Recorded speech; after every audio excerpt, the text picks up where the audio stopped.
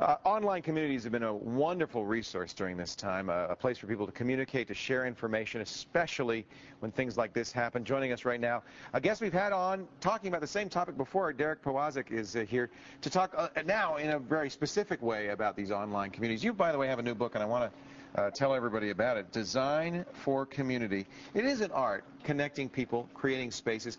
What's happened, of course, is there have been some new sites created, but mostly what's going on right now is people are going to their old favorites, the places they've been hanging out all along and sharing.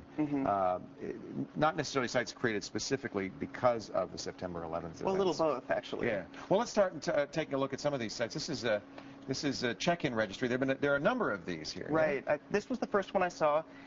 Bill Shun, a New York City programmer, started this site pretty much immediately after the terrorist attack in New York. And basically just said, look, if you're in New York and you're okay and you're in front of your computer, post your name. Post your name so that everybody can get it out because the phones were down, etc. What happened was this site got so much traffic within 24 hours that it overwhelmed the server, so he took it down. The list of folks that registered is still available, but he's now redirecting people to several other sites. There's one here at Cal, which is great. I mean, this link, look at this. I want to report someone who's safe. I want to find out for somebody. Exactly. Very simple, very to the point. And Prodigy put up a great one that's literally the I'm OK message center, where people can post from the 3 locations where planes went down that they're okay. That really is a value, and of course everybody wants to know. And I think, are they okay? Yeah, and it's showing one of the powers of the internet to like connect people instantly when the other systems are failing. Yeah, and it is. You know, print, television, radio takes a lot more work to get something like this together. This can be done by one person, literally in a matter of minutes, and provide such a valuable resource. The only issue is, if they're real popular, it brings the servers to the meetings. Which is why it's great that a place like Prodigy has stepped up to do it. What's Q Discuss? Well, this is an example of someone using their personal site to reach out for a global effort. Since I am a reader of Jason Levine's site anyway, I know that he is a pediatrics doctor in New York City, and he keeps a log.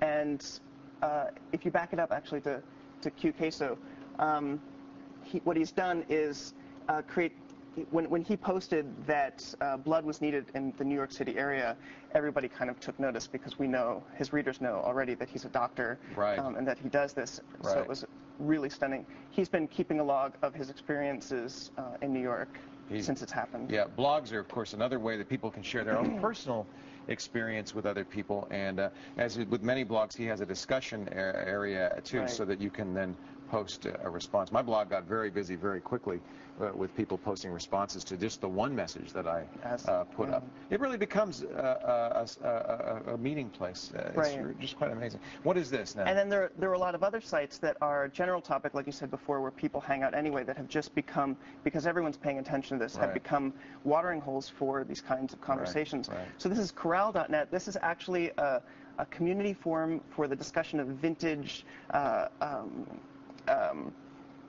late model Mustangs, right? So it's a car site, but several of the users were in New York City and had a first-person account and started posting their own photos. And so this is an example of people taking to the internet and becoming their own journalists. You can see that it is a classic car site because their signatures all list the cars that they drive, Cobras, Mustangs. But some very dramatic photos here. And all from the first person, and all from people you know. Just incredible. Experience it themselves. Yeah. One of the things I like about the internet is it takes the media out of the hands of the media, out of the big corporations based in Los Angeles and New York City, and it gives all of us the ability to report on the events of our lives, sometimes events that the whole world is watching. Yeah. MetaFilter here. MetaFilter is a community weblog. They usually have a news bent in the things that are discussed there. Ever since this has happened, it's been... Talk about instant response. Hello, MetaFilter. MetaFilter was just shown now on the live show, The Screensavers. That's how fast this goes. They've pretty much exclusively talked about the terrorist attacks since they've happened. And in fact, while I've been taking part here, I've seen several things show up on MetaFilter before CNN. So it's another example of people becoming their own journalists in, their time of need. Right. This is an example, by the way, of a site that's so overloaded that they're not really it's a static page. Yeah.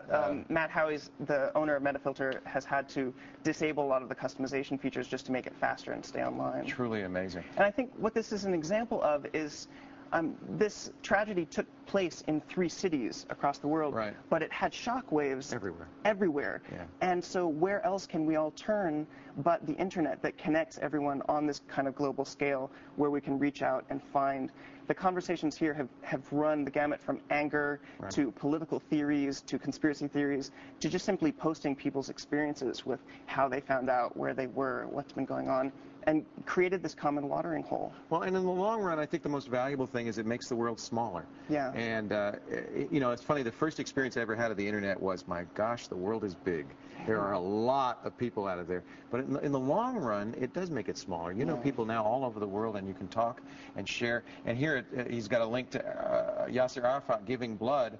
That just shows you that it's more than just Americans that care here. And I think that, you know, here's a guy who's been, of course, very active in the Palestinian Liberation Front, but who says, no, this is going beyond the pale. This is something that we all need to pitch in for. Very great stuff. Let's mention your site, Everyone too. has a personal moment that has to do with this. And for me, it was watching the World Trade Center on fire and realizing that up until 2 months ago, my little sister worked in that building. Oh, my.